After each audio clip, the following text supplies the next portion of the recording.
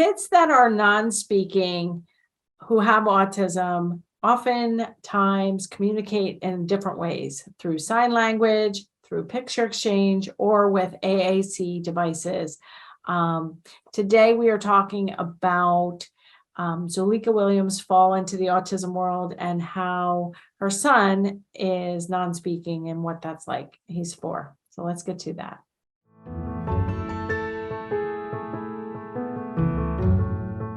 Hi, I'm Dr. Mary Barbera, autism mom, behavior analyst, and best-selling author. Each week, I provide you with some of my ideas about turning things around. So if you haven't subscribed to my YouTube channel, you can do that now. Today, we're sharing a short excerpt from podcast episode number 201 with Zulekah Williams, who I found on TikTok, all about her son Maddox and her fall into the autism world and the fact that he's using an AAC device to communicate.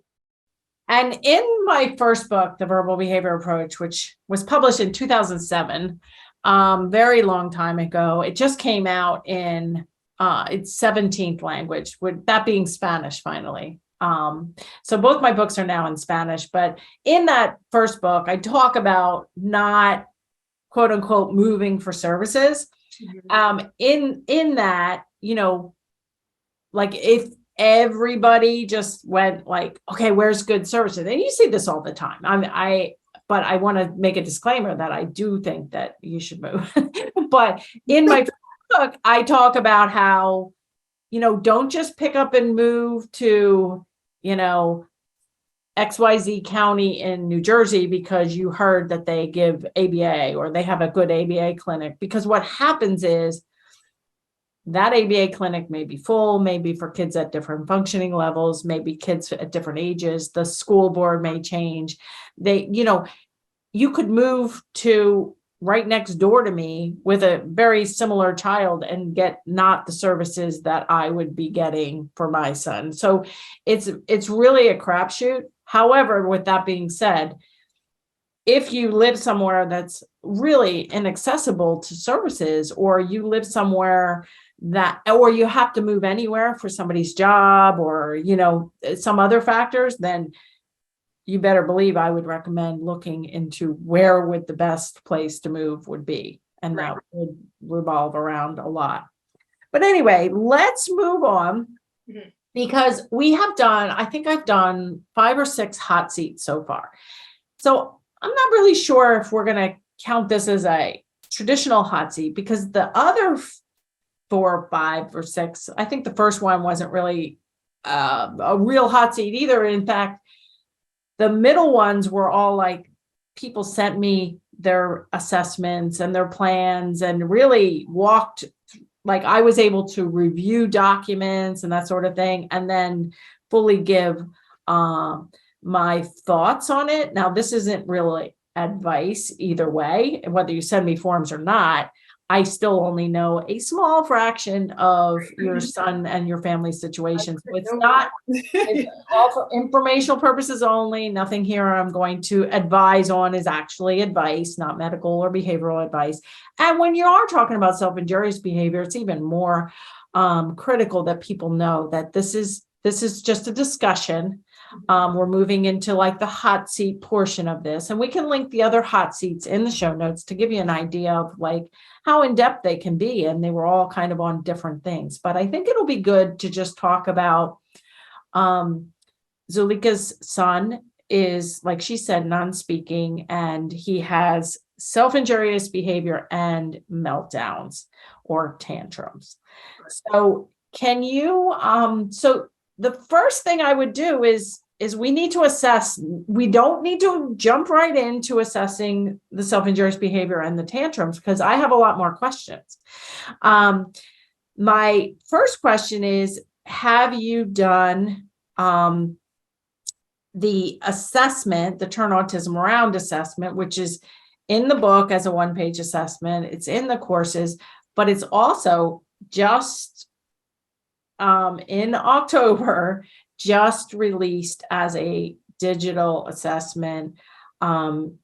You probably didn't get looped into the digital assessment at this point, Zulekah, but it's basically the one-page assessment. So I did do the one-page assessment. you did the one-page assessment. Have you done it recently? I have not done it recently. So I haven't done the one-page assessment since I took your course last year. Right. So that is the first step, because my questions about other things, like, for instance, let's just look at the one-page assessment. Now, people listening can go right now to marybarbera.com/free assessment, because for the first 1,000 people, you can take a 10-minute assessment online and you can get your whole one-page printout individualized for your child. And it will definitely be free for the first 1,000. And then I've invested a lot of time and money into this digital assessment. It quantifies everything, gives scores. So after this interview, Zulekah, you'd want to start there. But the one-page assessment is in my book, page 49. So let's just quickly go down. Excuse me. Let's just first quickly go down. And he got a diagnosis. He's 4 years. How many months now? When's his? He was born in May. So he's 4 years. 3-4 months at this time. Okay. So that's kind of important, that it's not like a brand new 3 or a brand new 4 or a 4 turning 5. You know what I mean? Like, so when people say, oh, my child's 4, I kind of want to know, okay, so he's 4 1/4 or something like that. Okay. I got the diagnosis at 3 after his sensory processing. We're just going down the left-hand column. He is currently receiving services. Is he on any medication? He is not on any medication. Okay. And allergies, is he on a special diet? He is lactose intolerant. Okay. And he's a very picky eater. Okay. Well, we're going to get to picky eating soon. Any allergies? No allergies. Okay. Safety awareness concerns. Yes, he does elope. He wanders, traffic. He'll walk into traffic. He'll go right into water. He does not pay attention to these things. Yeah. So that's a big, area of need is safety. And that's very common, especially for younger kids on the spectrum. Okay. So eating and drinking, you said he's picky. So, is he like, what does he eat? Like, what will he eat? What won't he eat? Okay. So of course his favorite food is pizza. So he'll eat pizza. He will eat oatmeal. He will eat peanut butter and jelly sandwiches. Typically the only thing he will drink is water or Pediasure. And chips, of course. He's not a big candy eater. That's about it. He's extremely picky. I used to be able to get a lot of smoothies in him, and he's back and forth about the smoothies now. Sometimes he'll drink them, sometimes he won't. Yeah. So in the book, there's a whole chapter on picky eating, and that is chapter 10. Also, Zulekah did recently come back to our membership program. So there is a bonus video on feeding. With actual videos of me helping kids learn to eat and be less picky. And then also in the book and in the course, we talk about this easy, medium, difficult foods list. So we can link a podcast episode about that as well. So does he use utensils? He's learning to use utensils. He does not have it down all the way yet. Every now and then he will use a fork, but he still wants a lot of assistance. Yeah.